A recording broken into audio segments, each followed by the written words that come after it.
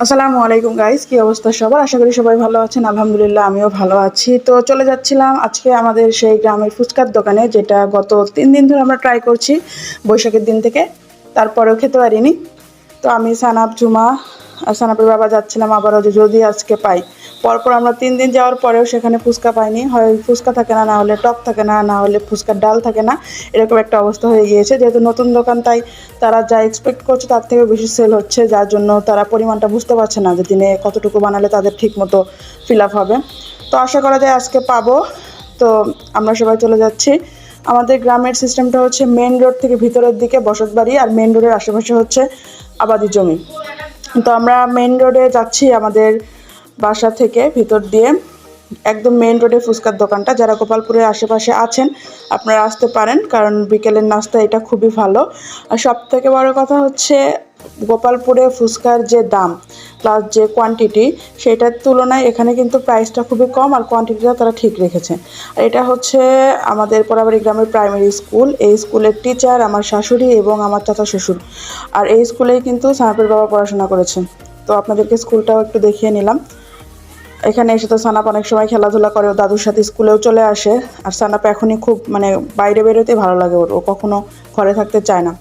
আর এখান থেকে এই ভিউটা আমার খুবই ভালো লেগেছে। এই জমির পাশেই কিন্তু বিল আছে। তো নদীর আশেপাশে বা বিলের আশেপাশে পরিবেশটা ঠান্ডা হয়, যেটা ভালো লাগে। আর একটু বৃষ্টি হয়েছিল, এখন তো কয়েকদিন ধরে সব জায়গাতে বৃষ্টি হচ্ছে, পরিবেশটা ঠান্ডাও। আর এই ঠান্ডা আবহাওয়াতে ফুচকা খেতে আমার কাছে অসাধারণ লেগেছে। আজকে আলহামদুলিল্লাহ আমরা পেয়েছিলাম। তো এখানেও ফুচকা বানাচ্ছিল, কিন্তু খুবই মাছির উপদ্রব ছিল। তো ওকে সাজেস্ট করলাম যে এখানে নিম পাতার ডাল যদি আপনি ভেঙে রাখেন তাহলে কিন্তু আর এভাবে মাছি বসবে না। আর মাছি বসলে সে খাবারটা খেতেও কিন্তু একটু অস্বাস্থ্যকর বা ভালো লাগে না খেতে, ঠিক না? তো আমরা সবাই মিলে এখানে গিয়ে ওয়েট করছিলাম। 3 প্লেট ফুচকা অর্ডার করেছিলাম। আর যেহেতু সে নতুন, একটু বানাতে তো টাইম লাগবেই, স্লো ছিল অনেক। তো বসে বসে আশেপাশের যে ভিউগুলো সেগুলো দেখছিলাম। মেন রোডে একপাশে গাড়ি চলছে, গাড়ির ভিউ পাচ্ছে, অন্য পাশে বাতাস আছে, আবাদি জমি আছে ফাঁকা, ভালোই লাগছিল। আর সাথে তো তার এই ফুচকা বানানো আছেই। তো সব কিছু দেখছিলাম। এই যে দেখেন ফাঁকা রাস্তা, একটু পরপরই গাড়ি যাচ্ছে, মেইন রোড যেহেতু। তো পরিবেশটা ভালো। যারা আশেপাশে আছেন আড্ডা দেওয়ার জন্য আসতে পারেন বিকেল করে। আর অবশ্যই তাড়াতাড়ি আসার চেষ্টা করবেন, সন্ধ্যার আগে আসার চেষ্টা করবেন, কারণ তাদের কোয়ান্টিটি হচ্ছে খুব কম রাখে এখন। যেহেতু নতুন দোকান, ফুরিয়ে যায় তাড়াতাড়ি, সব কিছু ঠিক মতো পাওয়া যায় না। হয়তো বা ডাল ফুরিয়ে যায়, তখন আলু ভর্তা দিয়ে ফুচকা খেতে হয়। আলু ভর্তা দিয়ে ফুচকা কিন্তু ভালো লাগে না। তো কথা বলতে বলতে উনি প্রায় 1 প্লেট রেডি করে ফেলেছিল।